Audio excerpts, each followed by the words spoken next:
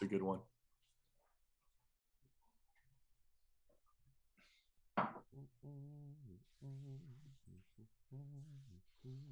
This light is just I think so Telperion would be feeling torn because like he just watched this really interesting political move happen that's going to affect the world around him, and so he's definitely like thinking about the world around him differently, but at the same time not lose sight of his core focus, which is finding the sun elves.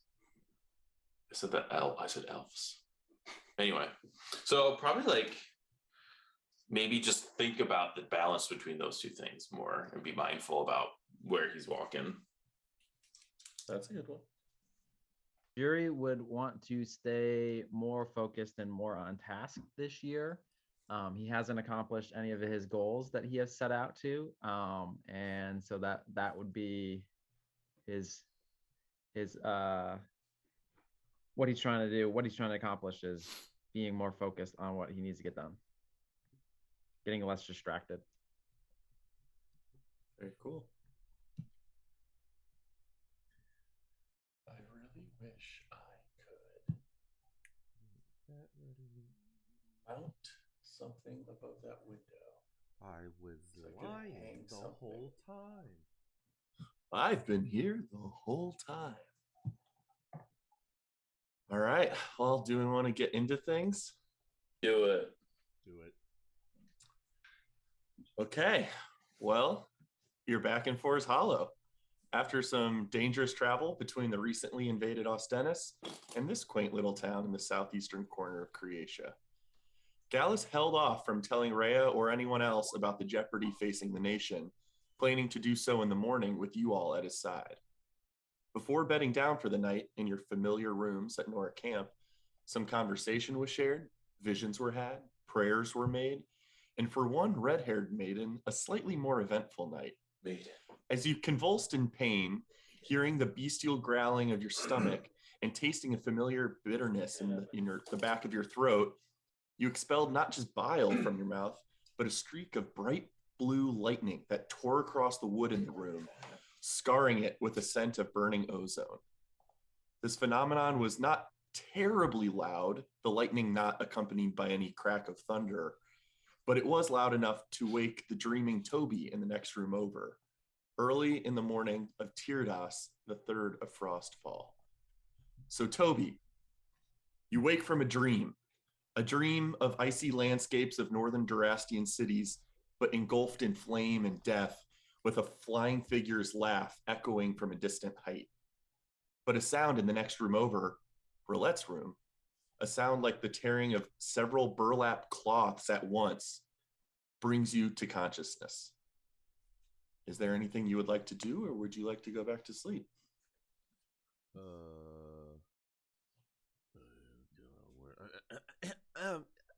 Which room did that come from? It sounded like it came from the room to your east, which is to be Roulette's room. Is there any sunlight as I peek out the window as I'm? No, it seems to be pitch black, middle of night right now. Okay, I'll get up and throw on a little cloak, and I'll run out and Roulette. Okay, Roulette, but in the few minutes or moments before Toby makes his way to your room, is there anything you're doing immediately after this horrifying outburst? For a brief couple of seconds, I am definitely just standing there, not doing anything and just staring.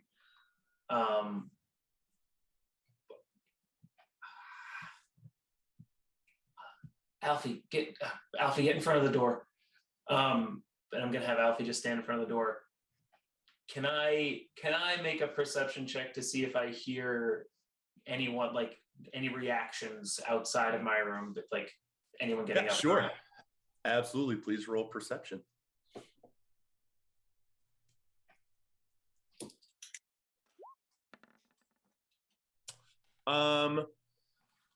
You definitely hear motion of a door in the room to your west like creak open, but you don't hear like commotion throughout the entire camp by any means. Okay. I am immediately going to first thing I take out my whetstone, I hit it on my wrist, and I do the Ocean's Whispers thing. So there's just like ocean sounds in the room, and then I flip over my wristlet to do the other side, and I do lavender, but like much stronger than before. So I just like want like lavender smell in the room. Sure. That's 2 actions, and then the third, I'm probably just gonna. Oh, I know.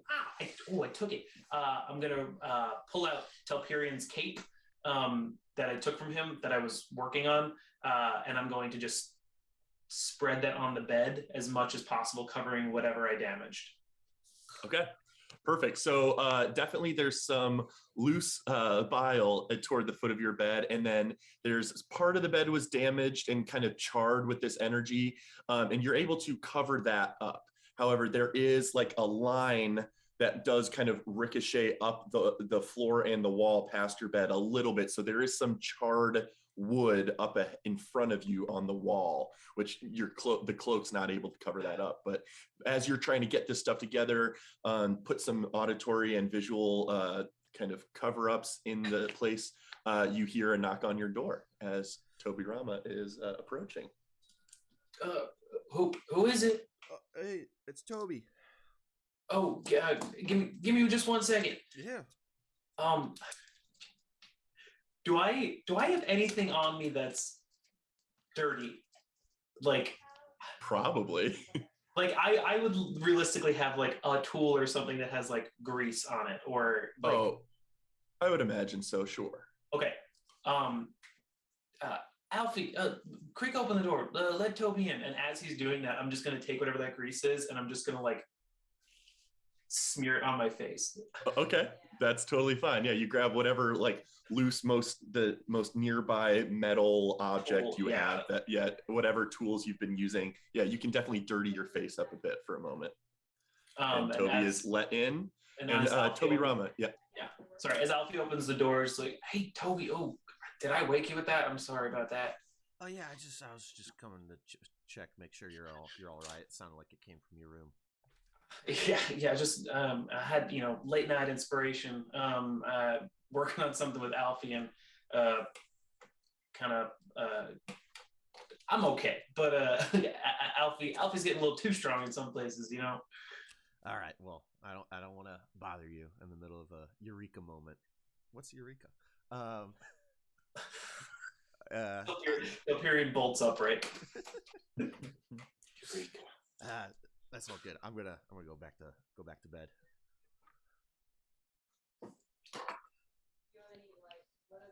Have a good night. As an unsuspecting Toby retires back to his room, I'm not going to require any deception versus insight checks. So Toby goes back to his room, and Roulette, you are left alone. Alfie, get in front of the door. Don't let anyone in. And I probably just drop to my knees and just. It's not like crying. It's more of just like heaving. Yeah. Exasperation. Just absolute shock. Yeah. Like the wind gets knocked out of me as soon as Toby leaves the room. And I you take a few moments just to kind of like emotionally recover almost. But what you notice physically is you feel an enormous relief of pressure within you, like some gaseous discomfort that has refused to go away over the last week or more has finally dissipated. You feel good and free from any nausea, noticeably.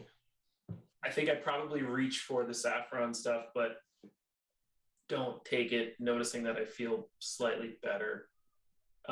You definitely feel very at ease in your physicality. I probably will sit there for like 20 to 30 minutes. Just like I'll move his cape and stare at it just to see what everything looks like. But once I'm feeling okay, I will probably just spend a bit of time doing the mending and just like general cleanup. Sure. Everything there to leave no trace of whatever I did. Sure. So let's say after about an hour goes by after Toby's visit, you take 20 to 30 minutes to yourself and then get to work trying to repair with mending, cleaning off your blankets and stuff. And over that 30 minutes, you are able to mend the bits of charred wood together in a way that is not obvious that it was damaged. It's probably still could be discerned that it is damaged to a careful eye, but you have successfully cleaned your room over that course, and then you're welcome to go to sleep if you wish. I'm going to probably spend another 20 minutes writing about this in the back of my journal. Okay, good to know. Can I ask an audience question? Was there damage to like through the roof, or was it just like on the interior of the? Just the interior. A spray of electricity and lightning just leapt out from Roulette's mouth, kind of like in a downward motion that kind of, as she looked up in surprise, kind of tore through part of her bed and up past the floor and then up part of a wall, a windowless wall. So no roof, no window damage, just mostly aesthetic kind of surface level damage. Nothing all that surprising to Toby about seeing the room in that state. Correct, but maybe you were groggy. You weren't necessarily. You kind of took Roulette's word. Focus gal and maybe. Yeah, as you're. Oh, okay. Since you're asking the question, go ahead and now, like, as you're falling asleep, make an insight check for me.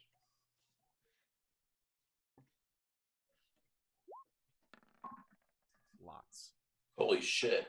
You have a really good insight, but you also weren't necessarily thinking to study Roulette's face for facial cues of lying or other intent, etc. So you're kind of just reflecting on the situation, and it's starting to come to you that Roulette's obviously a tinkerer, could have been up to whatever she's been up to, but you just, as you're falling asleep, you're like, that was a little odd now that I think about it. But that's about it. Just a slight hint that something is more than it may seem, even if at a glance you just took it for she was tinkering. Yeah. But then you fall asleep and sleep peacefully. Roulette, are you falling asleep as well? Do you want to ask something? 2 questions. I'm Carrie recording. Yes. How do you spell Forest Hollow? Is it with an E or no? There's no E in either word. It's, if you recall, F-O-R apostrophe S. Yes, and if you recall, Gallus had once suggested the name is shortened from Forsaken's Hollow. Oh, thank you. That's all. Last thing I'll do, just because I'm assuming I'm going to sleep in, I will take my little iron quill, which I haven't actually used yet. I'll scrape it. I'll do a little enchantment thing and scrape it across my door, and the words "late night working on Alfie, might be sleeping in, Roulette." And perfect. It's just like written on my door, and I'll shut my door. And Alfie, sit in front of the door. Don't let anyone in. I'm gonna probably sleep in, and I will attempt to go back to sleep. Perfect. You are able to peacefully fall asleep, and you enjoy a restful night of sleep. The rest of the night will go by uneventful, as you guys all are able to peacefully sleep through the night and wake up. I do want to get Telperian's input on what he may want to do, because he will likely be up before all of you, needing only to trance for 4 hours. So I don't know if he's interested in staying in his room for another 4 hours to let you guys all wake up, or if he wants to go do something while. This is a Telperian question he's asking. Definitely going to do something. Okay. Because basically you will be the first to stir this morning on Tyrdos, the third of Frostfall. I think that I'm going to not fiddle with potions and poisons. And I just want to go walk around the camp. I mean, I probably have enough time. There's 4 hours. I'll spend the 2 hours going around the camp, doing a little jog to warm up, wake up, and then just check things out. I say camp, but the Hollow. We've been gone for a week. I want to just see if I see any signs of anything odd going on. How have people been doing? Is everything looking normal? That kind of thing. Okay. As you kind of wake up and gather your things, are you kind of outfitting yourself in your armor and stuff this morning as you're patrolling the city? Yeah, Or just get ready for the day. okay. Go ahead and make a perception or insight check as you're kind of perusing the town. Okay. Perception or insight. I'll do I rolled a nat 1, so it doesn't matter what I'll do. Seems it's dark out. You are able to, like, over the next couple hours, you'll start to see dawn. You'll see the sun peeking over from the eastward over the arbor lock. Very beautiful view. But otherwise, it just seems dark and desolate. No one's really out doing things. You can see the kind of familiar lantern glow over toward the watchtowers near the front gate and such. So, like, there are people that are awake at this time. Maybe people expect to see you walking about early morning as you have done before. But nothing really catches your attention. If anything, you just kind of recognize that this poor populace is kind of sleeping, blissfully ignorant of the situation at hand. All right. Yes. So then after that, I guess I'll go, because that probably won't take me full 4 hours. So I'll go back to my room, and for 2 hours, I'll fiddle with a potion or poison thing. Okay. What I definitely do have rules kind of refined for this since we last talked. So what are you interested in, like, taking a look at or starting?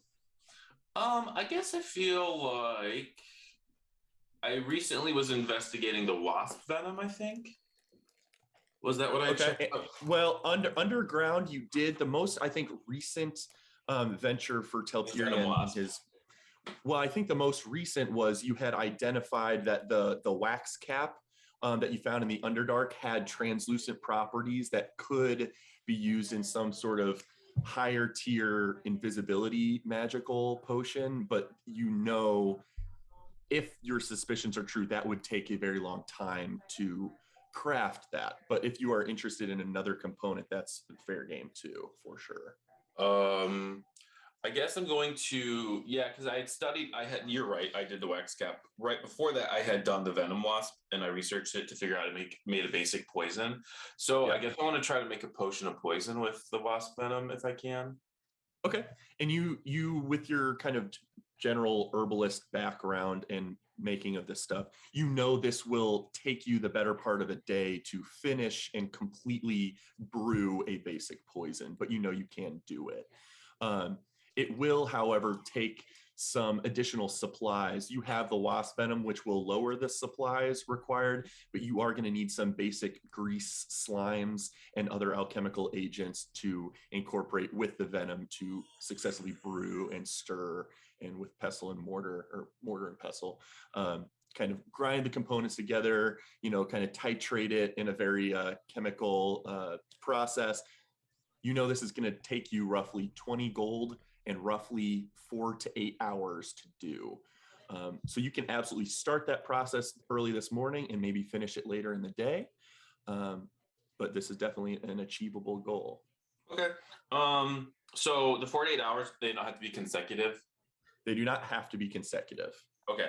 I will put 2 hours into it, and then do I need to like go acquire the grease and slimes, or will they be in my basic poisons kit? You probably have some of the basic components with you, but you at least mechanical, like the equipment components, you probably have some of that, but you probably do need to go acquire other additional materials, 20 gold worth specifically. Then that'll be on my to-do list for the morning.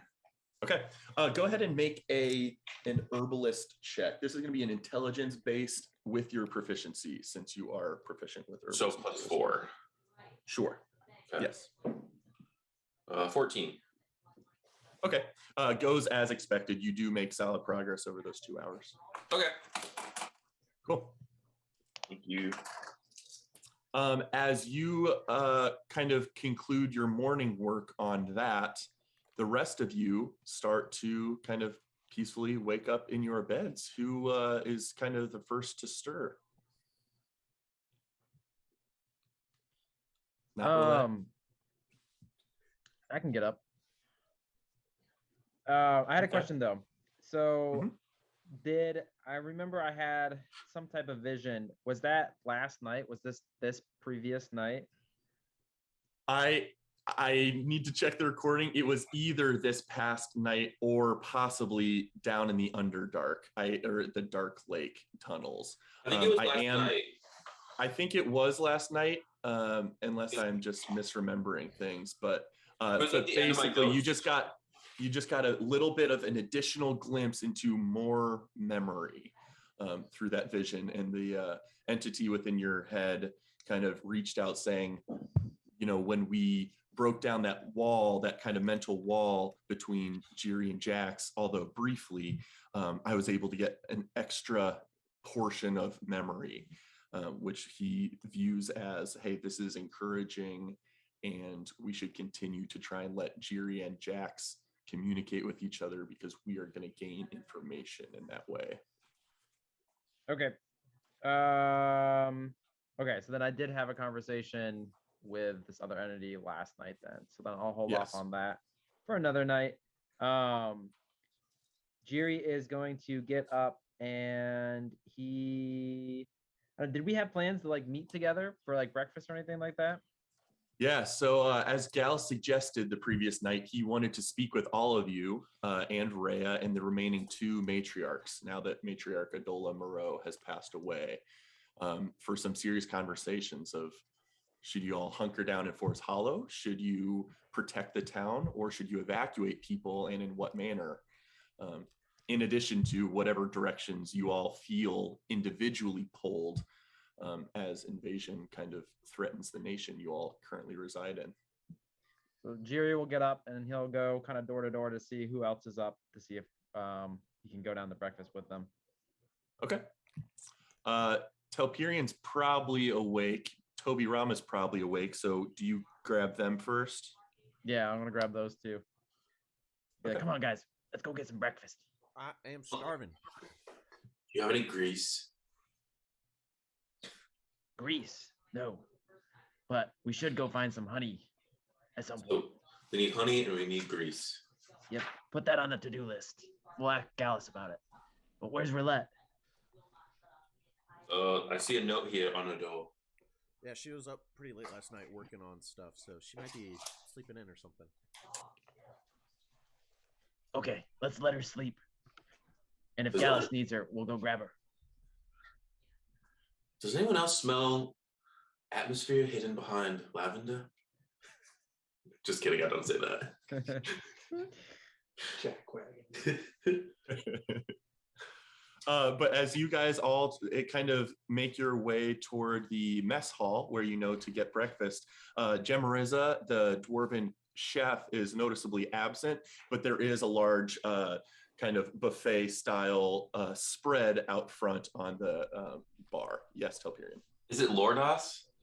Tyrdas. It is Tyrdas, Tyrdas, Tuesday. I do that every time. With the I. Tyrdas.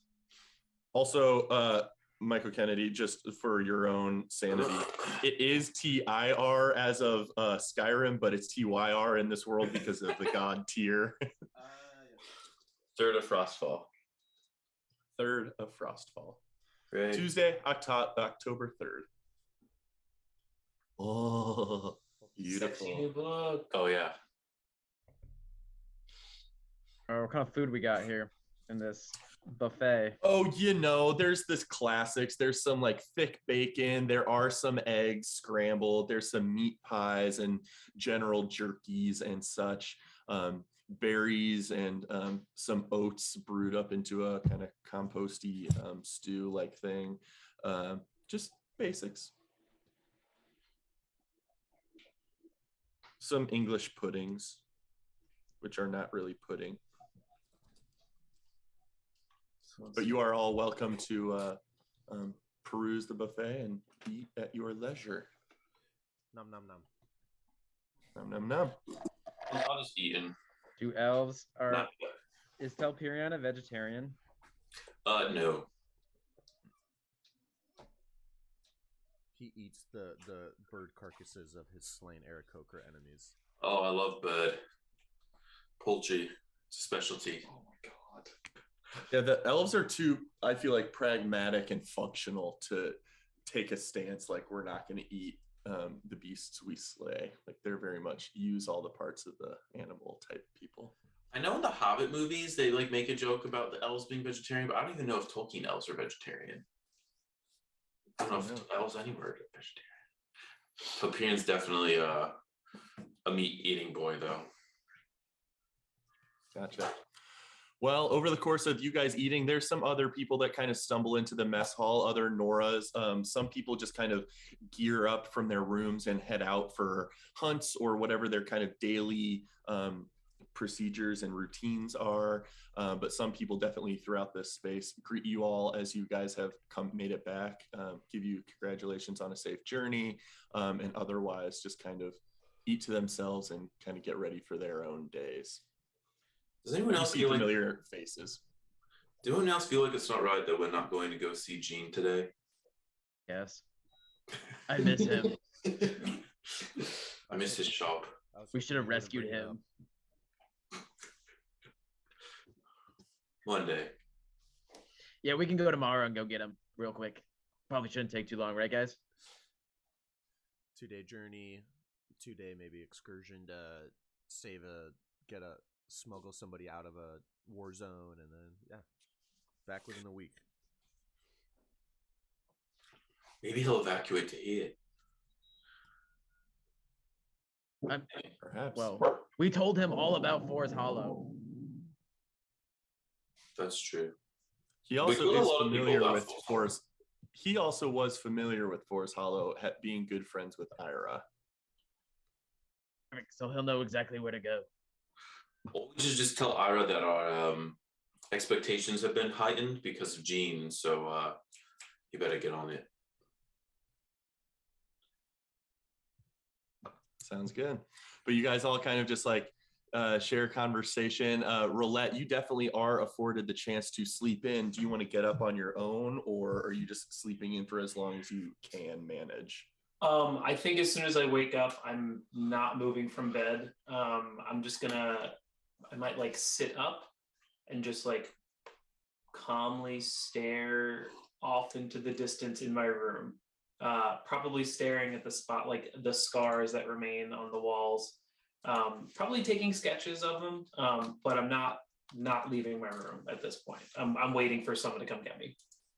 As you breathe, you just feel very comfortable. Your body just feels like it's the most healthy it has ever felt to you. But also noticeably, when you're inhaling, you're feeling like a stimulation on the inside of your lungs and throat. It's not alarming or even concerning. It just feels like the air is kind of vibrating as it passes through your respiratory system in a very calming way. It's odd because it feels energetic, but it also feels soothing.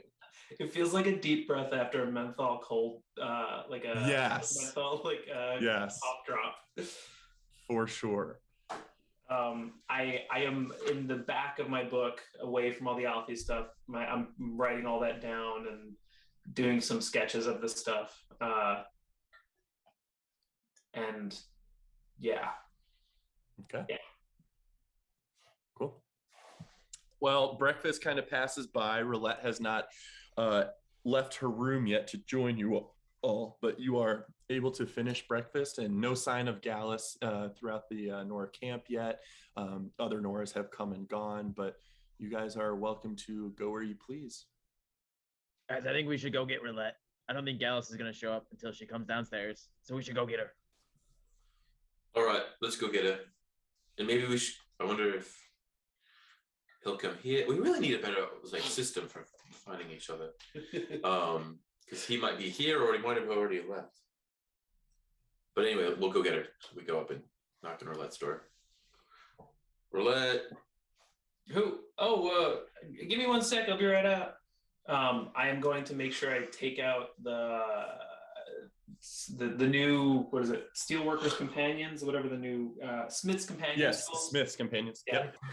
The Smith's Companions tools and the busted sword that Telperium had.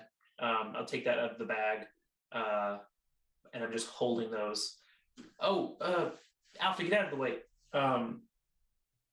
Morning, everyone. Sorry, I slept in a bit. I hope my note on the door was. I hope you found it. And Toby, I think Toby heard some of me making some noise in the middle of the night, um, working on Alfie and trying out some new stuff. Did y'all meet with Gallus yet this morning?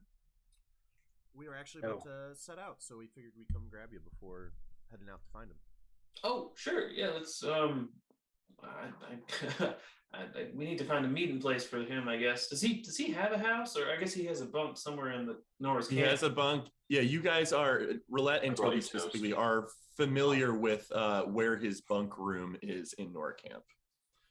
I appreciate that. It's kind of on the other wing from yours, but just a standard bunk room like anyone else's. No extra bells and whistles. Yeah, sure. Let's go get him. I know I've got a few things I want to try and get done today if it's relatively calm. Gesturing to the sword and shit that I'm holding. Let's see if we can go find Gallus. All right, you guys gather your things, kind of get geared up for the day, and head out the door. And as soon as you guys leave the front entrance of Norcamp, you see Gallus and Rhea and 6 other amber adorned glass guard out front. Hey guys, I'll be with you in a minute. These guys just arrived overnight, so I'm just kind of welcoming them, showing them around the town. I'll get them set up at camp, and maybe we can have them train some of our soldiers and see if we can show them a thing or two if they are willing to learn. Thank you all again for coming. Really appreciate it. And he will just kind of go enter conversation with them again, kind of lead them into Norcamp past you guys. Hey, if you guys just stick around for a few minutes, I'll get them all squared away, and then we can meet with Ray. I'm eager to have our conversations now that I've had a night's sleep. So, and then he will bring them in. He kind of gets them all sorted into a couple different bunk rooms, shows them the barracks in the camp, kind of some of the more modest training grounds back behind Norcamp, but not the more extensive training grounds up the hill that you guys all sparred at. And once they are kind of all available to kind of de-gear and kind of set up their bunk rooms and such, Gallus makes his way back out front to all of you. Hey guys, sorry about that. Thanks for waiting. How'd you all sleep? You guys all right? Pretty restful night considering it's not on a boat or in a cave. Very. That was a good night's sleep. Yeah. Good, I'm glad. I tossed and turned a bit myself, but I'm choosing not to focus on the worry and concern and more into like what next steps should we take, just how to move forward. Any dreams? I can't say I had a notebook ready to write down if Gallus was dreaming. Can't say I had any myself. I wish I did maybe, but nothing I can remember. He doesn't have any dreams. What a weirdo. Yeah, let's get to some action decision making. Yeah, I stopped in at Town Hall to visit Matriarch Fawn and Veld before the Glass Guard ended up showing up. I ended up taking watch pretty early this morning. I think I even saw you wander in the town a bit, Telperion. But I think the Matriarch should be expecting us. So if you guys are interested, I'll go grab Rhea, make sure she knows we're heading that way, and we can all group up at Town Hall. Let's do it. He will go grab Rhea, who had kind of made her way in with the Glass Guard, showing them around as well. And she comes out the front with Gallus, and you are all able to make your way to kind of the center of Forest Hollow toward Town Hall, which you guys have been in before in some of your research library missions before. And as you guys enter the large wooden longhouse, Matriarch Marinveld and Victoria Fawn are the familiar halfling and half-elf kind of matrons of this town are waiting for you. They're just seated in nice upholstered chairs kind of in the foyer area. and welcome you graciously when you guys enter. So glad you all made it back from Ostennis safely. It looks like. Gallus seemed to suggest there was matters of great importance we needed to discuss. I'm certainly happy to have all of you join us for those conversations. Well, should we retire perhaps to the library? And Matriarch Marin Veld, the halfling, is the one who is speaking, kind of starts leading the way toward the library, and you guys can all kind of get seated in the library of this longhouse, which you have been in before. Most of you have been in before, maybe all, and kind of get ready for a fairly significant conversation.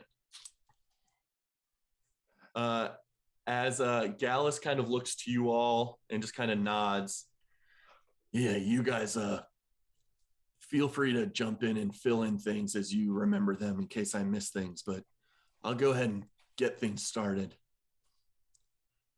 Rhea, Matriarch Veld, Matriarch Fawn, looks to you all. Dear comrades, not but 2 days ago, at around noon or so, on the 1st of Frostfall, Ostennis was invaded by Durast.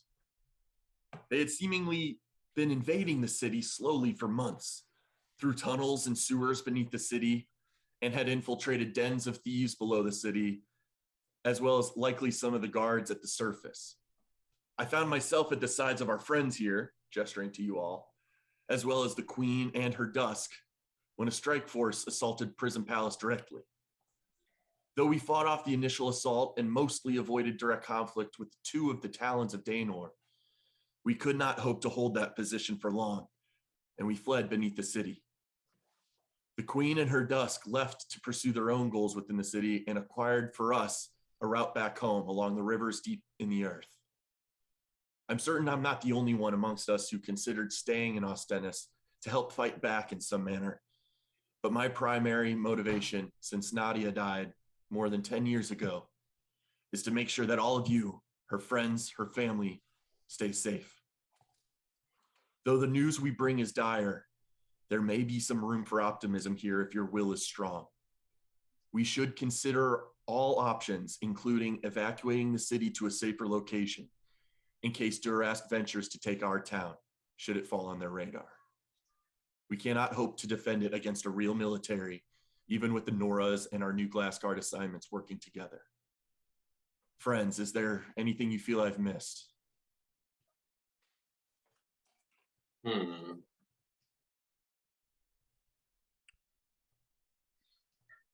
Well, we aren't sure if Topirion's voice is difficult today.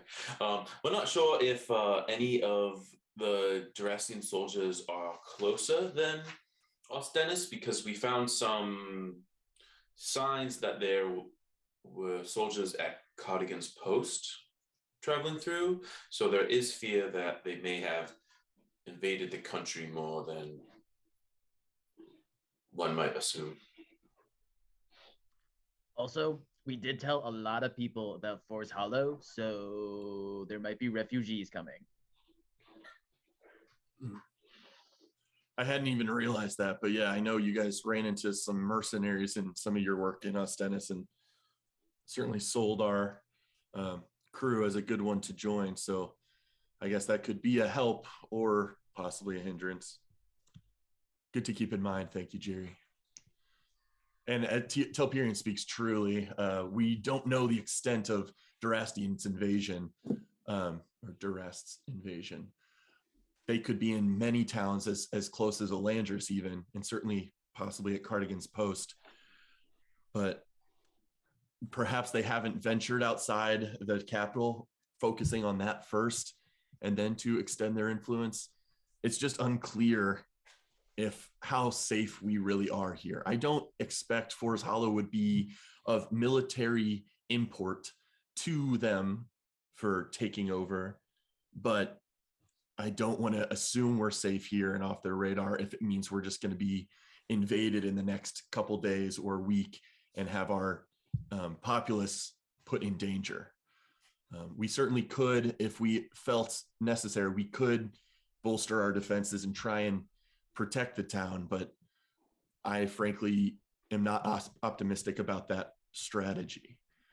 We have, during our travels, we have considered a few locations we could consider evacuating people to. But I know that will be a bit of an ordeal. Frankly, I do think that our small populace can afford to evacuate more so than a normal town could, someone larger. But I know people are very entrenched in their own lives, and it is still asking a great deal of them. I trust my companions that I've been traveling with more and quicker than most people I engage with. And I would greatly appreciate all of their insight in ways forward. But how do you feel, matriarchs? What goes through your mind? Matriarch Marinveld kind of speaks up and just looks over to Victoria Fawn, who nods kind of in anticipated agreement. But Marinveld just looks very saddened to hear the news, and I am not eager to relocate our whole town. We have stayed here for, some of us, our whole lives. Do you think that would be a temporary measure? Hard to say, matriarch. What do you all think? Do you have options in mind for how you suggest we move forward? Looking to all of you guys. I'm not sure who had mentioned it first, but I do think a kind of a short-term emergency plan. And Matriarch Veld, Matriarch Fawn, I do want to say I'm sorry to hear the loss of Matriarch Moreau. It was Thank you. quite sad news to come across. But I think I'm not sure. One of my friends had mentioned this, Gallus, I forget who. We did come across a fairly defensible hidden temple just a few hours into the forest to the south. Yeah, southeastern. Yeah, southeast. To the south, that is pretty damn difficult to find. So, as a bit of I'd say in an emergency, that's one place we could house the populace of this town. It's a pretty big temple that we found. So I'd say one short-term emergency solution would be relocating there. And I think, Gallus, one thing we could do is if we could devote some Nora mercenaries to go clean it up and prepare it with maybe some emergency rations, that would be at least one emergency option. And Matriarch Veld, to your point, temporary, not permanent. Understood. I do recall, I believe Lady Moreau was actually briefed on your excursions more than I was, but that is one of the places you aided the town with Farmer Boris. Is that correct? You were tracking down his horse. Peony. Right when you arrived. Peony, yes. Interesting. I didn't realize it was such a boon to find that place. Would we have to venture far into the dangerous woods to get there? We only encountered a bear on the way, and it wasn't terribly far. So I think that, first of all, the reputation of the Emerald would persuade the Durastians not to even investigate, but you'd have the protection of that reputation without having to travel too far through. And the temple, yeah, it's very well kept and protected and secret. So if we could lay some groundwork and send some stores, maybe even transport some of your winter stores and rations there for protection, because my fear is that this town would not be difficult to take once they swept through the Nora mercenaries, and there's not very much in the vicinity, and it is getting into winter. So I just think that Durastians would see Falls Hollow as a very tempting, easily taken fort to set up. And Matriarch Victoria Fawn, half elf, kind of stands to speak for the first time. and says, "What of Belladonia? Would that be an avenue we could consider? Rather than venturing our town into the forest, the dangers there, do we think we could make it through outposts to get into Belladonia? I know there are some trade towns somewhat nearby. Perhaps Belladonia could give us more amplified protection than the forest could." That's one of the fears that I have. I was going to say that the temple we found, while well defendable, is more of a temporary. Hey, if they show up tomorrow, let's run there real quick. But if Durast is truly invading this entire country, I think we might need to assume that Forest Hollow is eventually on their list of places to go. So retreating or relocating to some place like Belladonia, away from the conflict, might be a good idea.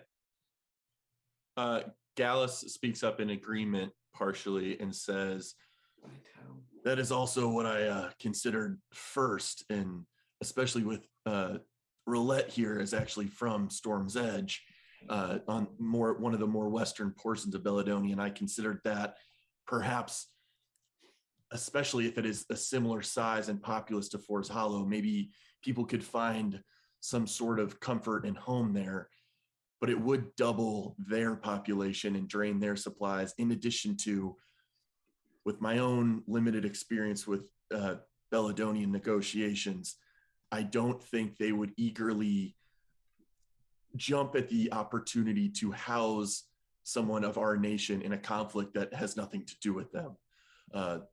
In addition, it would be well over a week's journey to get to Storm's Edge, whereas, although dangerous, the Emerin would be a much closer trek, would require much less of our people, and would allow for more storage and goods exports to there. As well as Telperian's suggestion that the temple's sort of ancient magical aura would repel invaders that even were able to find the ruins, if at all. So I agree, Matriarch Fawn. My thought looked to Belladonia quickly. I hesitate to place faith in them, frankly. Yeah, Jerry. I kind of have a different angle on this. Isn't it kind of lame to like just run away and hide? Wouldn't it be a lot cooler if we could, maybe do something about Durast, right? Like, there's got to be other countries around here that wouldn't like the idea of Durast taking over another country. Maybe we could get help. If you say Norris Guard, there's not enough of them to take on Durast. Maybe we could find more people to help us out. Then nobody has to leave. Cooler indeed, Jerry.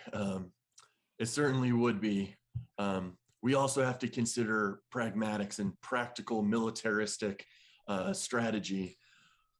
I don't know that we could bolster our forces here in the city, in our town and surrounding cities fast enough to launch a real counterattack on Durast. But your suggestion is very much in my mind. Before we left the Queen and her dusk, Queen Elias suggested that there may be allies. They suggested possibly Belladonia, but I also did send word to some friends to the south as well. And Elias seemed to agree that there may be aid available to us in Chimeras. I have never ventured south, even far into the Emerin Forest, and have never been in Chimeras. But I do suspect, if our aim is true and our intent is good, some of those peoples may be willing to ally with us against Durast. Queen Elia and King Geralt before her had increased good relations with Chimeras more than past kings and queens before them. They made a real effort to allow the beast folk into their capitals and city more often than most continents and nations. And I do wonder if relations have been improved enough to warrant their military aid. Although to venture south into Chimeras would be no small feat, but could be a boon for Croatia. I would like to propose a course of action.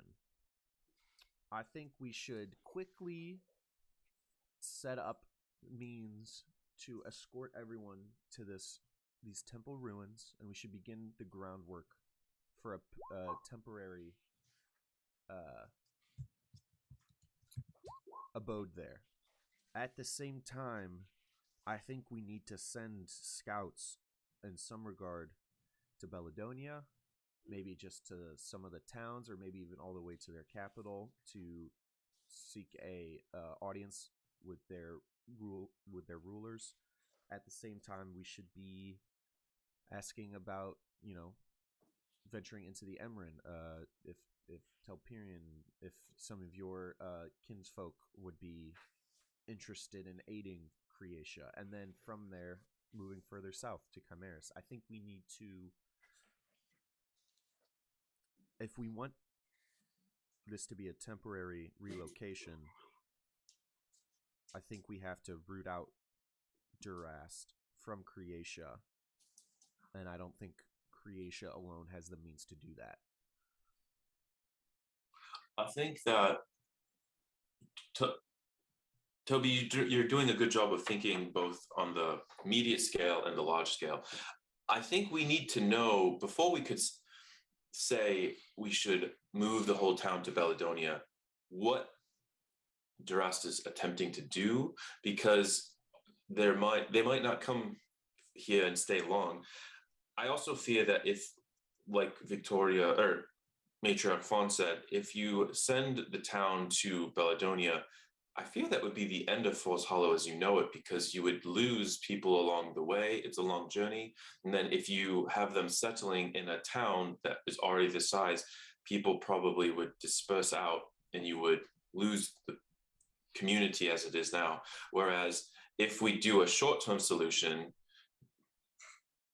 take refuge in the temple, you keep your community together, people shift their aim to hunting and gathering instead of, whatever they do in the winter.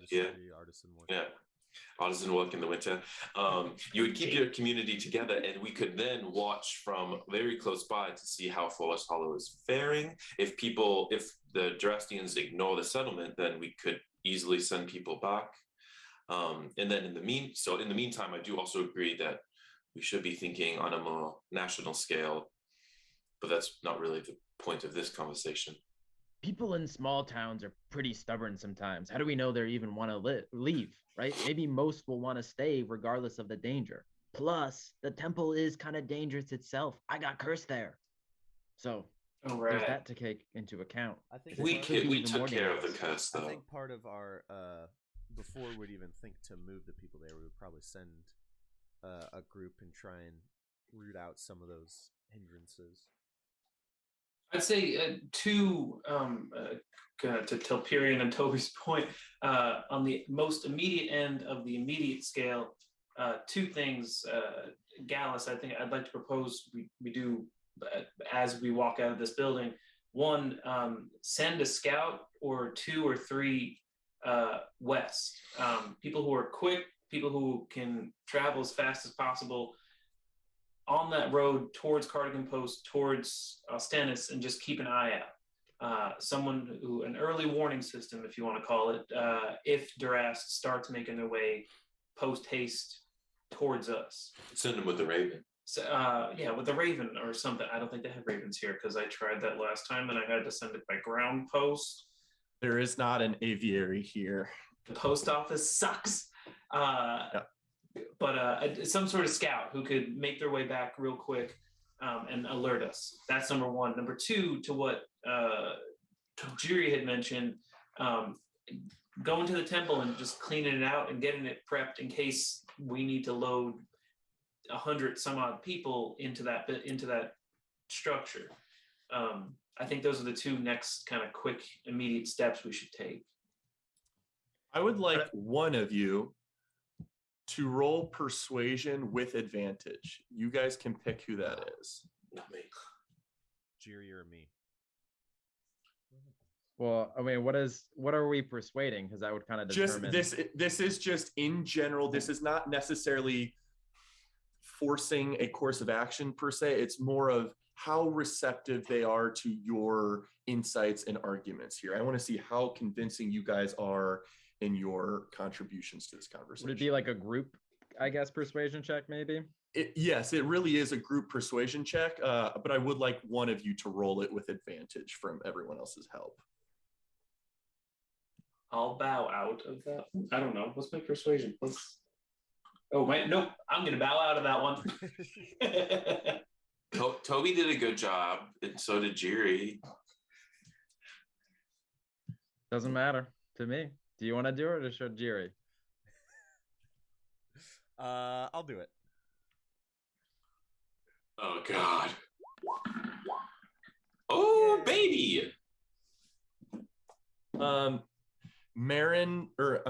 Victoria Fawn, the half-elf, walks over to Marinveld, the halfling, and kind of grasps her hand, sits down next to her and grasps her hand, and looks at you all and says,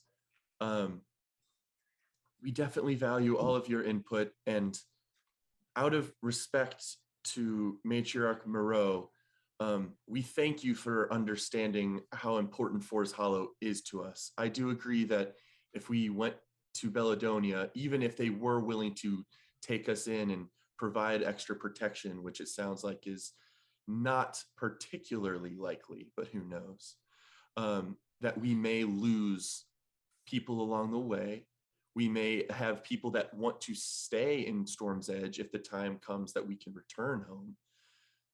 For many of these reasons, I do think as long as people are willing to brave the forest, Gal suggested it was about a day's journey.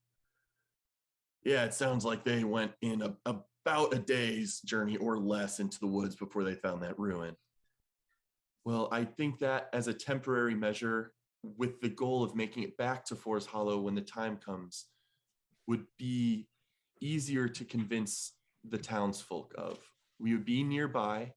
It sounds like there's some version of magical protection. And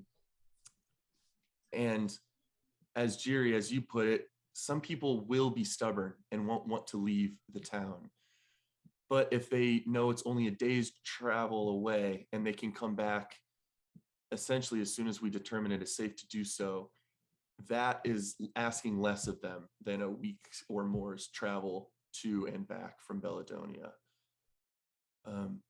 Our primary goal certainly is to just protect our people, whatever that would mean. It is heartbreaking that we have to make some of these decisions without Lady Moreau, which frankly, she would have been impossible to convince to leave the town. She would have wanted to stay here. And even in that spirit, I do think journeying into the forest and staying nearby would both possibly protect our people and do her memory justice. I suppose first things first, we should inform the townsfolk here. And then, Rhea, would you be interested in helping us find our way back to these ruins and just make sure we can still find them, get started on seeing the problems and how to make it more hospitable? Absolutely. And I think we should take Rebecca as well.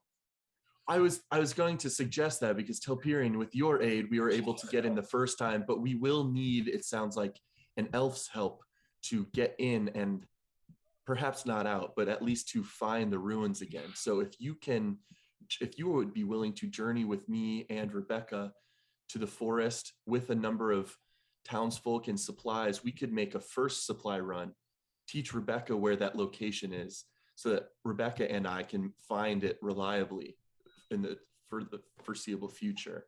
And then we can start establishing trade lines to get supplies and winter bedding and whatever food stores we have to that location. We can start to prep that location for and potentially clear it if any other kind of live creatures have found their way back in. Perhaps we can clear it of that mold problem as well. That will be at least a 2-day venture, I imagine. Well, now that we know where it is, and with your aid, maybe we can make it there and back in a single day with quick pace.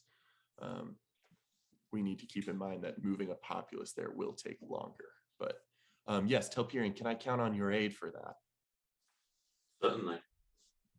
And Very also, I want Miss Matriarch Fawn, as a half elf, you might be able to enter and leave the ruin at will as well. I want to explain the magical protection left there by the Alealor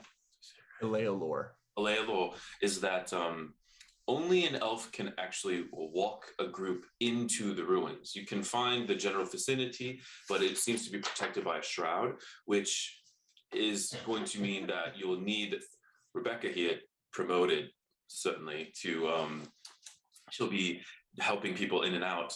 But even if the Jurassians, for some reason, felt like chasing down your population, they wouldn't be able to walk themselves into the temple, which is of some.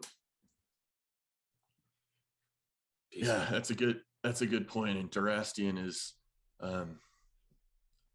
frankly, fairly xenophobic of other races outside humanoids. They really think humans are the superior race, and I do think that furthers our protection, that they are not going to have much elven kind within their ranks. Perhaps stragglers here and there that have earned favor with their militia, but Telperion's words are definitely room for encouragement. You're gonna need. Oh, sorry. Go ahead, Gallus. No, you go. You're gonna need somebody to smooth this over with the general populace of Forest Hollow too, right? Somebody go around and tell them what the plan is, ensure that they know that the temple is not completely cursed and only slightly cursed, right? So that people don't panic and get worried. You're very right. And Matriarch Victoria Fawn is speaking, the half elf. Marinveld and I will certainly arrange a number of additional town hall meetings as soon as today. We will gather as many people as possible, but our word alone may not be enough to convince them. Jiri and Toby Rama, familiar faces, would you be willing to lend us your voice as well in the pursuit of getting the word out? Of course. Yeah, absolutely. We can say that my curse was lifted by Toby Rama and his magic. We'll tell everybody that you have no fears of being cursed in this temple. We could also just leave out Very well. the perceived curse, Jiri. Doesn't have to be mentioned. Oh, yeah. Or we could just not mention it. Maybe that would be the best. But I do think you have a flair for drama, and if you want, you can show the populace the dangers of Jurass by recounting what you saw them capable of. So, bring your storytelling spirit into it and really help them understand why it's wiser to be protected in the woods than exposed here. Jiri, True. Matriarch Fawn speaks up to you.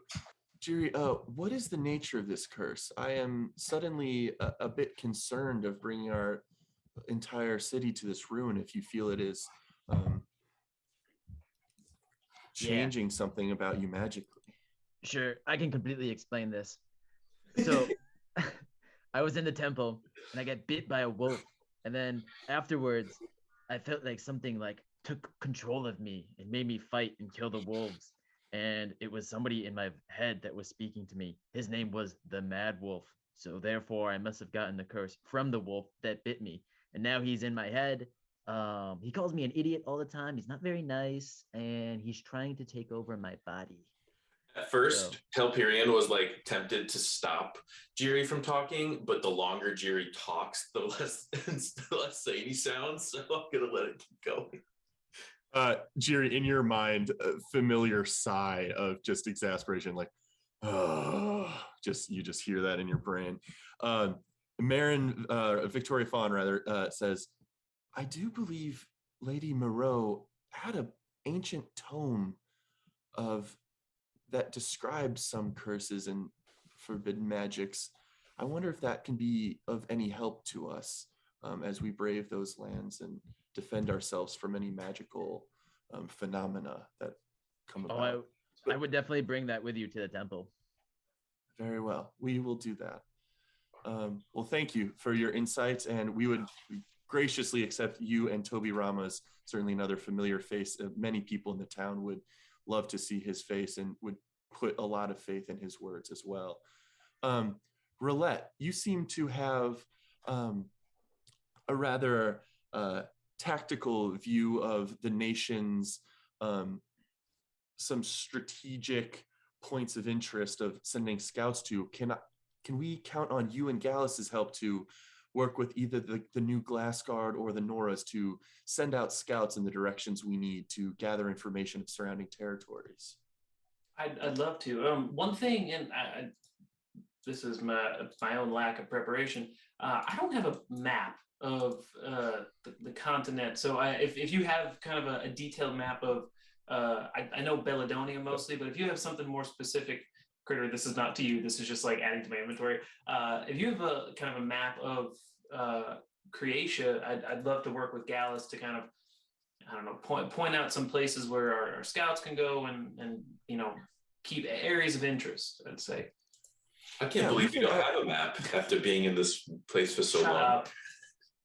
Yes, we can absolutely get you a map of the nation and certainly even the continent, although it may be somewhat sparse and rather simple, but it will certainly, you can mark it up however you wish as you find new points of interest to you. So Roulette, you can, after this conversation, they will acquire for you a simple parchment map that I will make available ASAP.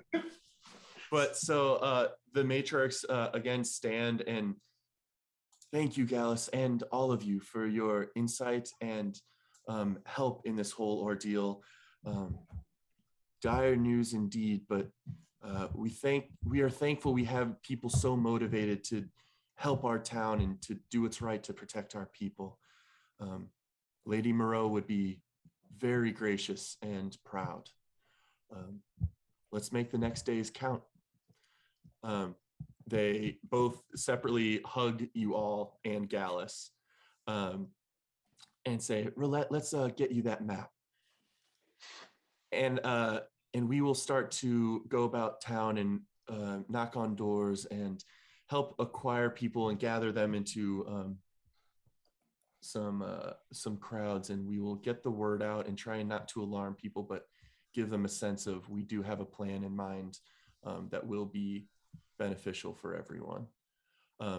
So functionally, as long as you guys are up for it, Telperion, Rebecca, and Rhea are going to kind of lead the charge, ascertaining a route and getting first supplies to the ruins. Roulette and Gallus will start to work with scouts and Glass Guard to survey the surrounding area, and then Jiri and Toby Rama with the matriarchs will kind of slowly get the word out to Forest Hollow. So those are kind of three branches of this endeavor that you guys are going to functionally be making some sort of a check for toward the end of the day to see how successful those ventures have been or able to be.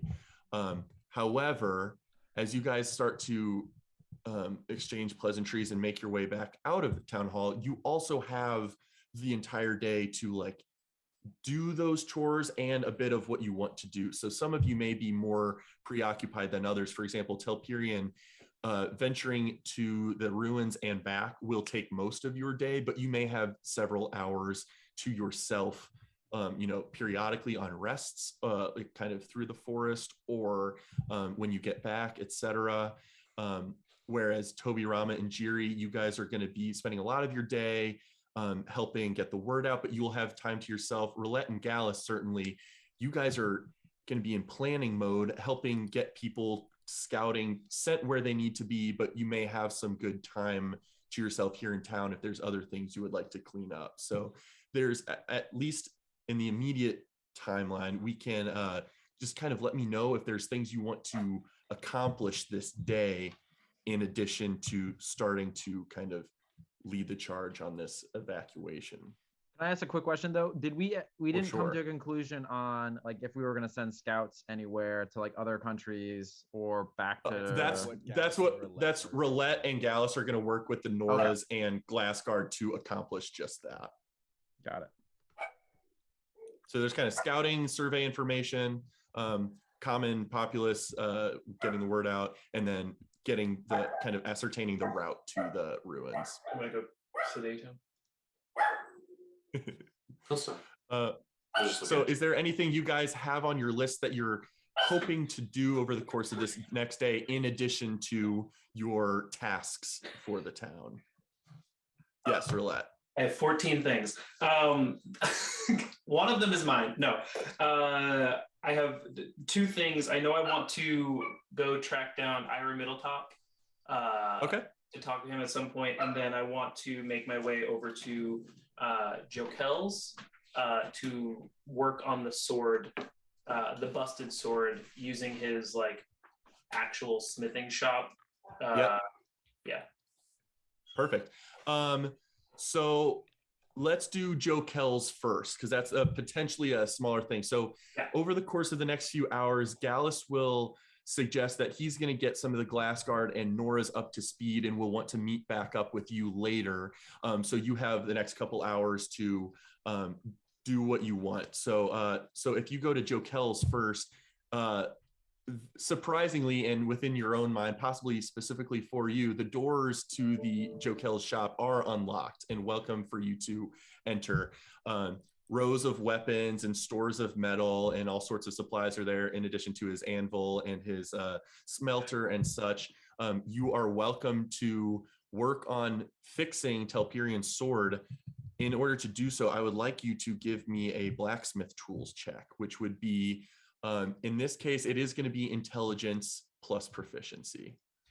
And I believe with your tools you get advantage, a +1. Yeah. So part of this will be me taking the tools out and like actually examining them in a like smithing shop and seeing how they use. And I am going to use the hammer from the Smith's Companions. So it's intelligence proficiency +1. Yes. So let me just do this. 1d20 plus 7. And you know, crafting a brand new longsword would be a serious venture. Depending on its worth in gold, it may take a couple days, but this longsword is still in good shape. It's just the edge has been corroded by whatever that uses. So this is just going to require some professional, but some simple tempering to resharpen it and such. So 17's pretty good. We'll say it takes you 2 hours to work on just this edge of this one sword, but you do functionally restore it and sharpen its edge. So Telperian's sword is functionally fixed over that 2 hours. And not to interrupt, but can Jiri tag along with this, just because he's gonna have to ask Jokel about fixing the fan, and then also potentially asking Jokel about electricity? See what Jokel says. I think Ira on both of those, but yes. Ira, okay. Also because Jokel is not here. Yes, Jokel is noticeably absent from town, as he was. Well, I guess the rest of them might not know why, but Roulette knows why he is not here. Yeah. So Jiri, I'll let you come along. And so Jokel actually gave me these tools. They kind of, I think they belong to his brother. They're pretty nifty, meant specifically for kind of smithing purposes.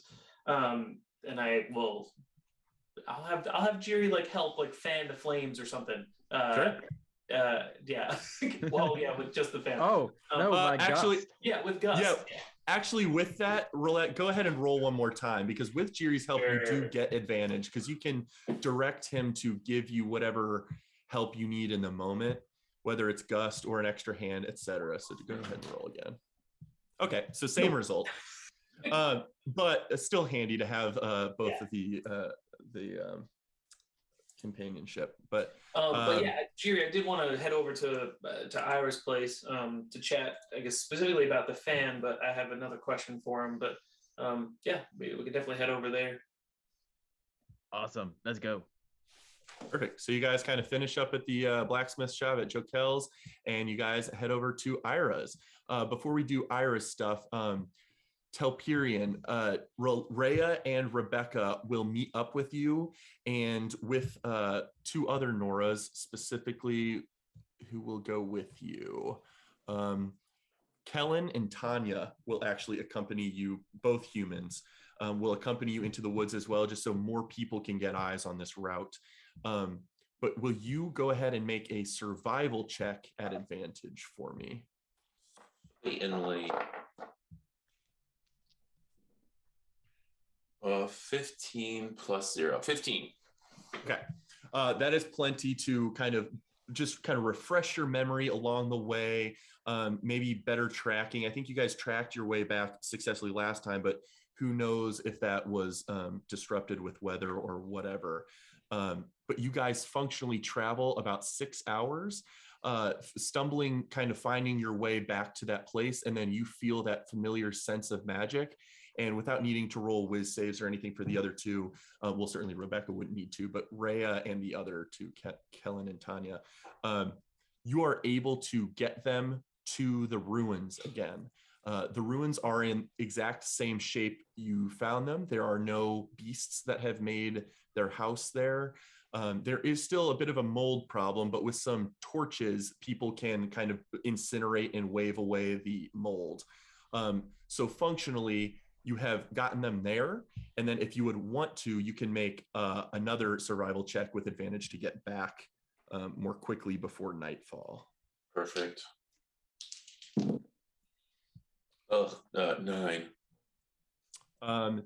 It was a lower DC for that one. It does take you a little longer than you expect, but now that you've shall we say, stumbled your way there and back, you now have a very reliable route. You know you can take the populace. Whether or not there may be,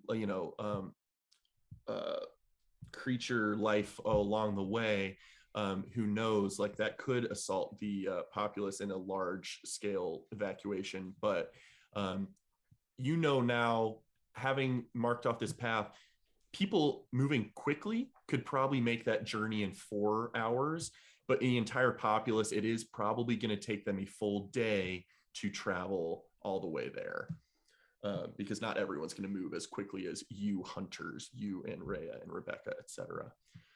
But you get back just after the sun kind of crests over the west. So like the day goes by and you do get back safely, but it has taken you the majority of the day to complete that task. Toby Rama, is there anything you are trying to do before we go to Ira? Oh, wait. I just want to say, we did take some supplies with us, right?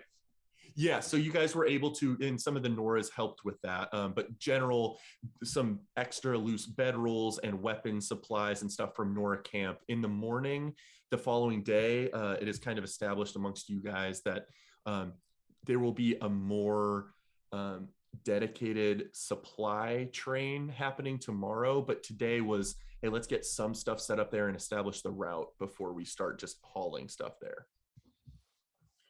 So you unfortunately, just like you successfully completed your task, but not a whole lot of time left to do what you want to do, other than if you would like to now kind of go back to Nora and continue potion making or whatever you would like to do. You do have time for that, just not an immense amount of time.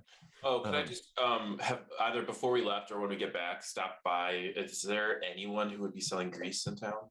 Yeah, people would actually point you to Ira as having very likely the only magical or alchemical components. And so even before Roulette and Jiri get there, on your way out, you could have bought 20 gold worth of additional alchemical reagents. Would that work for potion making too? It would work, yes. He has stuff for both, but specifically for this one basic poison, you would need to spend 20. So you could spend additional stuff for additional supplies for other stuff, but this one poison would need 20. For a health potion of healing, would I just spend an additional 20, or is that gonna be a little more?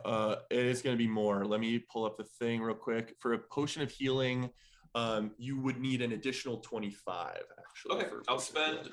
45 total then. Okay. So you gather kind of high quality waters and greases and slimes and other agents that you would need to combine in different areas. You have the equipment to do so, but definitely these alchemical reagents are helpful. And you have some of the other kind of more magical components necessary to do that as well. For the healing potion specifically, you now have both the equipment and the consumed materials enough to make that, but you do still need some version of a magical reagent to complete that. Since you are not a spellcaster, you would need some magical source to complete that. And then Toby Rama, what were you hoping to do over this day? Tag along with others, do your own thing? I'll bump into Telperion as he's on his way out, as I'm heading in to see Ira, and I want to see if he has or knows of any place in town, unlikely, but where I could get some diamonds of any value. Interesting. You're asking who specifically that? Ira. Ira tells you that he has, you kind of bumped into Telperion while he's there, so you all are going to make your way to Ira's at some point this day. Ira says he can sell you a single 50 gold worth small diamond, and he thinks the matriarchs have a chance at having additional diamonds. But it would be their own personal jewelry, probably not like components that they typically sell or anything, but with some persuasion and helping throughout the day, you may be able to get in a good word and get some additional. I will take that 50 gold piece diamond for sure. Okay. And thank him for that. And then separately, just from being here for the past year, would I, if I wanted to get more arrows, would I go buy some, or would I just go to Nora camp and stock up? You would typically buy some, although, and there is typically a price for that, but Nora camp does have a rather extensive barracks and armory that does have several arrows for their crew. And kind of with you can absolutely grab a number of arrows from there. I was hoping to get back up to an even 50, so I would need 31 arrows. Okay, you can absolutely get 31 arrows. Okay. That is all I had in mind. Okay. We will get back to you, Toby Rama, in a bit.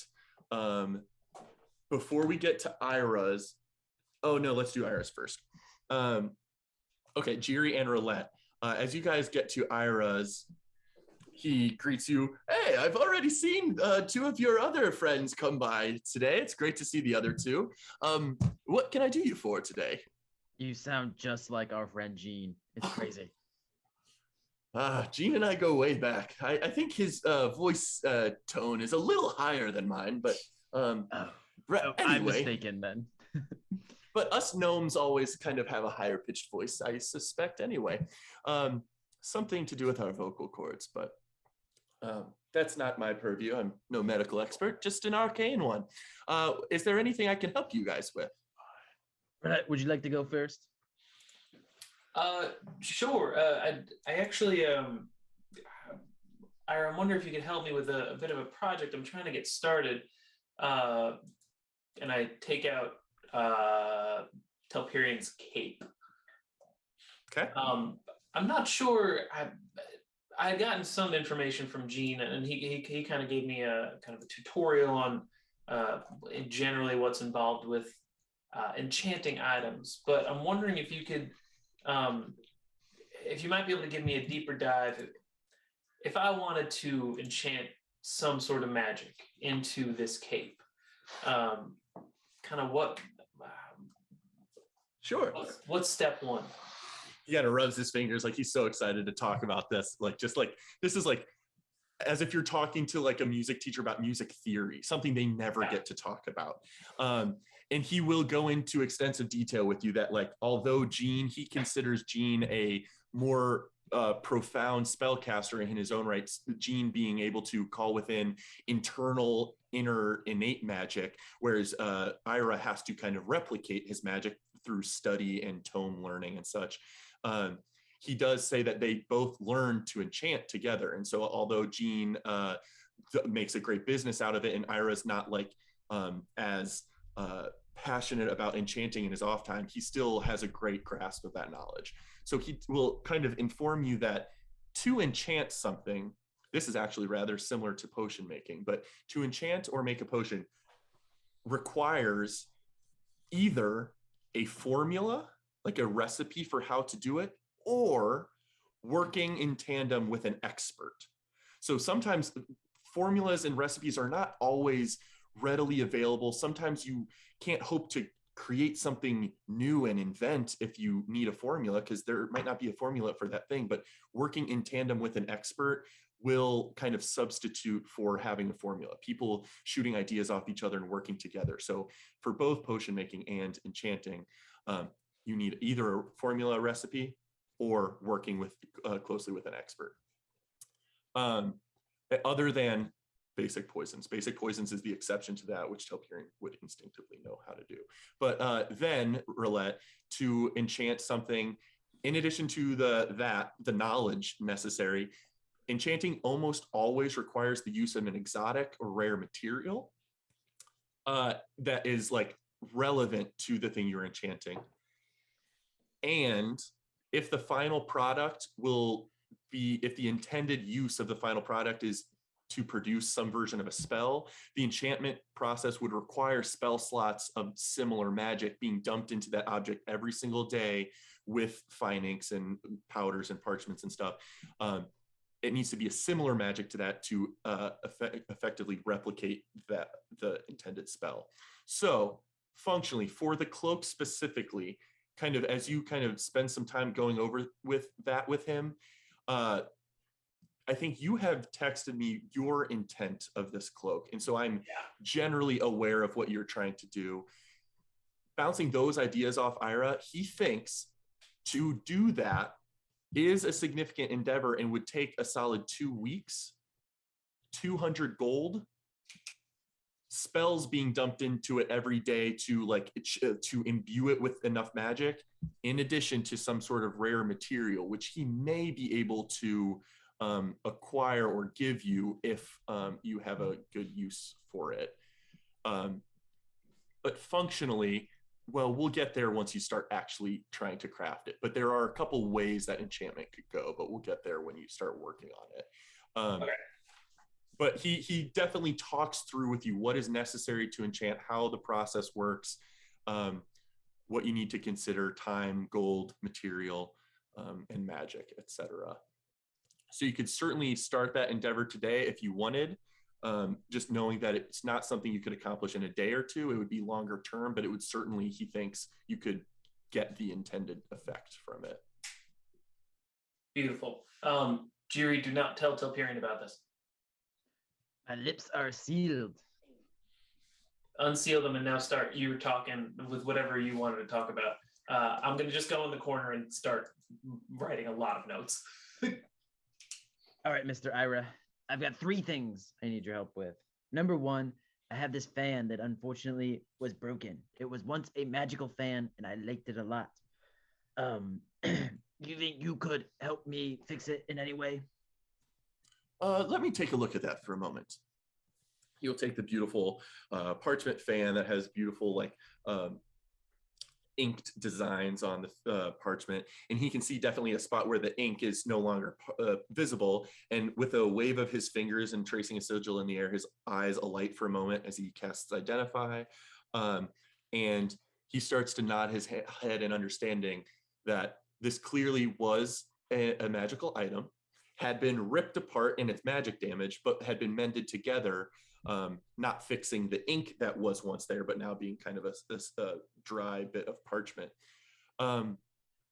It would seem that this item, its connection to its magic was only damaged, not destroyed entirely. I do suspect if we can get the right spells to dump into it, and we could work on this all day tomorrow, we should be able to get this back up to speed in but a day's time. I do suspect it will take more than a day's worth of gold. So, and I would need someone's help with the venture. But with 50 gold, someone's help, the right spell, we might be able to restore its connection to magic. Although this additionally would need exotic material again to kind of solidify the connection back to its former glory. I have an idea. If you're interested, one moment. He'll shuffle off to the side, kind of to a shelf storage system where he's got various components and glass jars and all sorts of stuff and some tomes there. He pulls out a drawer and sets in front of you guys this beautiful little mahogany wooden box. Let me pull this up.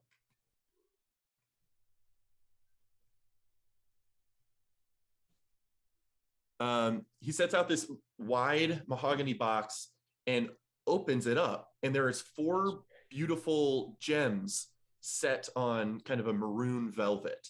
There's a yellow diamond, a red corundum, an emerald, and a cracked blue sapphire with white light kind of shining out of it from the crack in its body.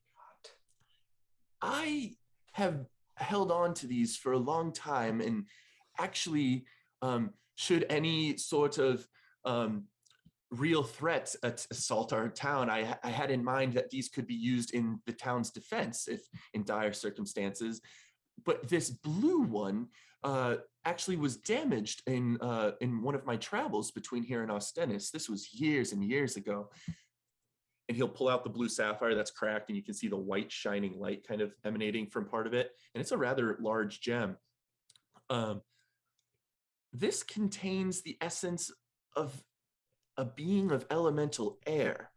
Usually, these stones can be crushed in one's hand to conjure an elemental that will respond to your commands, although this one has been damaged, and it is beyond hope that this could be controlled. If you're interested, and I must say I'm eager to see how this may play out myself, you could, not in here certainly, you must find some safe space to do so, but if you're interested, you could crush the gem and conjure forth this elemental, and it would surely assault you and in combat. How exciting would that be? But if you slew the creature and contained some of its essence in a vial or something, that would contain some elemental air that could be certainly used as an exotic material in this endeavor. If you guys want to do that, this gem is of no use to me anymore. So you guys could do that. The only thing I would ask is that you take 2 vials, one for yourself and one for me that I can store for later. But you could capture some of its elemental air and potentially use it in this enchantment process, and we could get that wind fan restored to its former glory tomorrow. How much essence do you think would we be able to get, right? If we brought extra vials, more than just 2, would we get even more essence of air? It is possible, certainly. I imagine there's no lack of air it could fill up a vial with. The only issue is it would be difficult to hold the vial in its space. You must understand these are turbulent creatures, and would certainly seek to assault you and harm you. So to fill up a few vials, even 2 might be an endeavor in and of itself, but certainly more, you would be sacrificing, you would be putting yourself in grave danger, certainly wasting your, quote unquote, wasting your time where you could otherwise be fighting the beast to rather store its energy in these vials. But if you're particularly risky and want to fill up as much as 8 vials, well, by all means.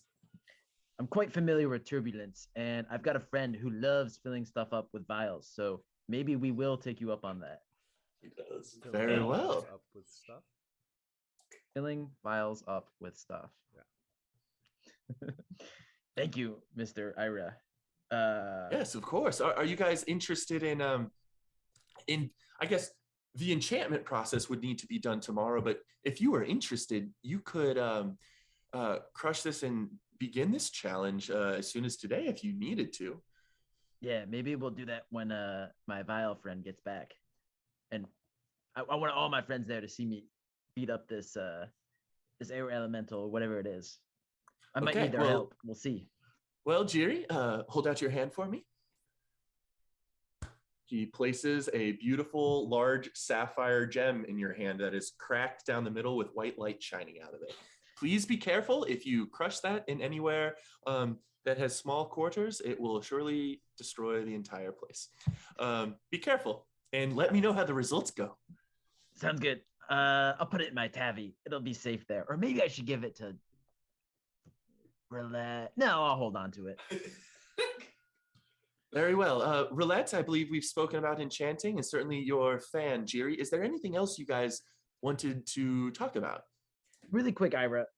I know you've been very helpful already, but I've had this kind of task that I've been trying to accomplish for a while now, and I haven't made much progress. And so I'm coming to you to see if you could help me with it. There's this very special type of, not really magic, you could call it magic, I guess, that exists in my hometown called Jawland. It's called electricity. And in Jawland, it runs everything there. I'm not quite sure how it works, and I need it to recharge my sword. Any way you could, anything you know about, like, summoning real lightning instead of magical lightning? Fascinating, an interesting question. It certainly has crossed my mind before. Certainly electricity is something most people are somewhat aware of in terms of lightning from storms or magical conjuration like you've suggested. There are rumors. He goes over to his library and kind of pulls out a few books, kind of leafs through them and then grabs one, flips to a page. I don't know. I'm not familiar myself. I don't know if you're familiar at all. Have you ever been to Chimeras? No. Our don't think nation so. to the south? Well, along the southern coast of Chimeras, which is in turn the southern coast of the entire continent of Aeridon, a coast known as the Jezurin Coast, which I will type out here. Another J. The Jezurin Coast. The southern coast of Chimeras and all of Aeridon, it's a very warm, temperate land that is susceptible to violent storms. They always have storms on that edge of the world. I've never ventured into those lands of the beast kind, but when I used to live in Ostennis, rumors from trade merchants and some arcane societies I belonged to suggested that denizens of Norazel, which I will also type in there,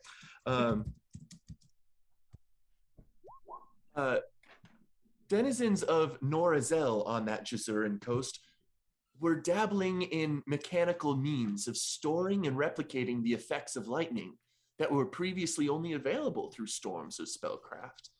That was decades ago that I learned this information, and who knows how far that society has advanced. I have never put much conjecture into the ways of the beasts, but perhaps they are more intellectual than I gave them credit for. But I have heard rumor that there are those that have found mechanical means of replicating electricity. Ooh, excellent. Thank you, Ira. This is very exciting. I'm gonna go tell Roulette all about it. Well, so I feel like I'm within earshot of this conversation. For sure. DM, I just want to ask you. Roulette has stopped taking notes, has stopped whatever she's doing, and she's probably she's in the corner, talking to Alfie. But I kind of want to have Jiri do a perception check because Sure. Yeah. Okay. So, Jiri, make an insight check right now in this moment while Ira is telling you all about electricity. Way higher than I thought you were going to roll. You notice, even in your fascination to Ira, you see kind of over to your corner, Roulette, you can paint for us a picture of what you're doing, but you notice some interesting behavior from Roulette's facial cues right now. Normally I have my little black book that I have all my sketches and shit in, but there's loose papers and I'm normally just moving papers around and always just poking and prodding at Alfie and moving stuff around. You notice a very distinct lack of movement from me. My book is probably open, quill in hand, pen in hand, pencil in hand, ink drying. yeah, like I'm assuming I use a pencil. Do they have pencils? Yeah, there's charcoal tools that Yeah. Yeah, I'm using like my like pencil in hand at the page, but I'm not writing anything. I'm just kind of I'm staring off into space. And since I had mentioned that I was gonna go tell Roulette, I'm gonna run over to Roulette and we'll just be like, "Thanks, Ira, bye." And be like, "Roulette, I noticed that you are also interested in electricity. Any particular reason why? Do you also want to charge your sword with electricity?" I definitely definitely interested. It seems like a interesting concept. I know you had mentioned it, kind of talking about lightning and I guess creation of that lightning. I'm definitely interested in. Yeah, what did I have to say? Well, there's a place in the south called the coast, the Jezurin Coast, and there are beast people there that know how to make exactly what I want happen. So we should probably go there. Oh, like they know about like artificial creation of lightning. Yeah, exactly. Oh yeah, I'd definitely be on board. That sounds like something I'd be interested in that. Cool. So wait, I know we are supposed to go there to like maybe send an emissary to see if they'll help with the war and everything, but maybe we could ask if that could be us. That way we could go and, two birds with one stone type of deal. One of your magic stones could probably take out three birds, I think. But I'll bring that to Gallus. I think that it's something I was thinking about as well. Considering we're can't really get much from Belladonna, maybe our friends to the south might be the way to go. So that might be a good idea. Cool. Also, I got this cool stone, and I like drop it and then catch it. Like, oh shit! Ira Amazing. screams. Ira, you do notice Ira as you're like fiddling with it, like near the door, and he sees it, and he just like crouches and holds his ears closed, like while he sees that happen. Maybe you should hold on to this. Sure, I'll hold on to it. We need to break it and summon an elemental, and then we're gonna need Telperion with his vials to, I don't know, do his vial thing. Yeah, that sounds. We should wait till he gets back for something like that. I am very gingerly like putting this in the softest spot in my leather armor, not for sure. in the bag of holding. That sounds good. We should also get Toby too, because Toby can fly, and maybe that would be cool to see him fighting something that can fly as well. Oh, that would be interesting. I think I do need to go see Gallus because I feel like I've been here forever. You guys have probably spent an hour in Ira's shop, so not too long. It definitely took longer for you to work on the sword in Jokel's shop. Yeah, I gotta go find Toby anyways. Okay, perfect. So you guys kind of head out from Ira's place. Telperion, you guys, it's probably mid-afternoon. Telperion, you have successfully you get back kind of a little bit later, but successfully with your venture.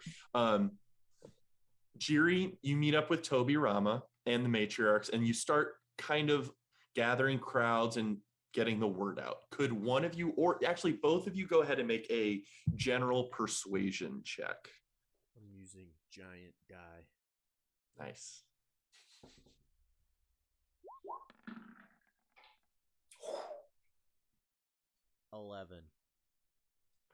11 and 23. Very good roll by Jiri. Toby Rama is, you find yourself, in addition, the two matriarchs that are with you are the ones truly getting the word out and like prefacing and kind of almost like a motherly tending to their people's like psychologies and making them try and feel psychologically safe while they deliver this terrible news. And Toby Rama, you're there mostly for kind of visual comfort support, but Jiri definitely is getting animated in the way you're telling the tale and saying how brave they would all be to venture to, the ruins and however else you would like to spin it. But you guys very successfully get the word out without too many people like rejecting the information or saying, fuck off, that's not true, we're staying here. Like, you guys do a good job of convincing the general populace to go along with your course of action. So definitely more and more people are, over the course of this day, up to speed with this situation and generally amenable to the proposed plan.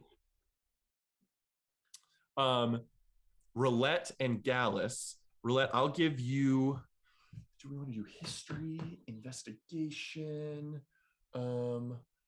What kind of check? You tell me what check you want this to be. You're going to get Gallus's aid to kind of determine where the best locations are to send people to. But I don't know what check that necessarily would be. It'd probably be intelligence based because it's. I would say history because history is intelligence based. Mm-hmm. Yeah, I would say it's probably history because I'm trying to do like an intelligence check, but like historically, which cities are going to be vulnerable or which I think you're not proficient in history, right? Which also kind of makes sense because you're not wildly versed with Creatia's inner workings, but you do have a mind that suits this kind of stuff. So yes, in my mind, it's my intelligence plus his history as like the combo of That's a good point. So you could either roll a history check with advantage or roll a single history check and add his +3 proficiency. You can make that choice on what you want to do. Oh, what did we say? Having a plus. Yeah, I don't know which one's better. Advantage. So advantage is +5. So wait, no. So it would either be it's a history plus another 3, or just history at advantage. Isn't your history good? It's +4. It's an intelligence check. Jesus, this is a fun math problem. I'm just gonna take mine at advantage. Okay. So just roll a history check with advantage with Gallus's help. 1 and a 2. Very good. I got a 2. Yeah, you did. But with a 21 total, you identify that without sending scouts too far west in the nation, that would both waste time and potentially not get you back good information or any information at all if they were subdued and captured, what have you. You identify 3 places that you reliably should send at least 2 scouts per location to. Everyone should team up in pairs. You're going to want to send, and this is not seeking people for aid, this is pure information gathering, surveying land. You identify that you should send 2 soldiers to Olandris to the west, which is where Moby is from. You should send 2 soldiers. Moby 1. Moby 2 is from Forest Hollow, of course, and is currently trapped in Ostennis. But 2 to Olandris to the west, 2 to Cardigan's Post, which you had been to the northwest, and then 2 to the most northeastern. It's due north, but the most northeastern outpost in Creatia that bridges a gap between Creatia, Durast, and Belladonna. It's kind of a tri-state meeting point. Yes, you have been there. Yeah. Yes, you definitely have been there. You passed through it, and it's not named a specific thing. It's just kind of the most northeastern Creation outpost. So this would require 6 people, 2 going to each of those 3 locations. And then if you wanted to, you could bring up to Gallus what you and Jiri had talked about or whatever else is on your mind. I don't know if you want to role play it, but do it. Gallus, I know you had mentioned this, and I know it was brought up during our meeting with the matriarchs, but I think what we're doing here is good. It's temporary. I don't think whatever we do is a permanent solution if Durast does decide to go this way. And I do agree with part of what Toby had said, that we need help. I don't think Belladonna is going to help. The elves in the forest might be hard to track down, and it sounds like you and Ira and some other people have connections maybe down in Chimeras. I think Jiri and I are both interested for other educational purposes down there. What are your thoughts on sending an emissary ship or an ambassador group down to Chimeras? Here, I think the soldiers in Nora's are pretty well lined out. Let's take a walk. Gallus will leave kind of the main watchtower, which is kind of had the war room where you guys were kind of meeting with other Noras and Glassguard. It wasn't necessarily taking place in Nora camp, but rather kind of a different kind of, calling it military is a strong word for this small town, but a more militaristic environment.